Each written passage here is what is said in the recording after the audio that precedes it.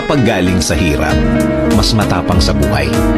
Kung mapapansin mo ang mga taong matitibay sa buhay, sila yung mga taong galing sa matinding hirap sa buhay. Mga naranasang grabe sa bigat ang mga problema na kung mararanasan sa buhay ng isang simpleng tao, susuko at susuko talaga. Aayaw at aayaw talaga. Bigla na lang titigil at tatanggapin na lang ang nangyari. Pero ang mga taong nag-decide na dumiretso lang sa buhay, sila yung matitibay na. Sila yung na-shape ang pagkatao dahil sa tindi ng hirap ng buhay o kaya sa tindi ng hirap ng sitwasyon. Talagang ang mga darating sa buhay nila sa future ay parang wala na lang.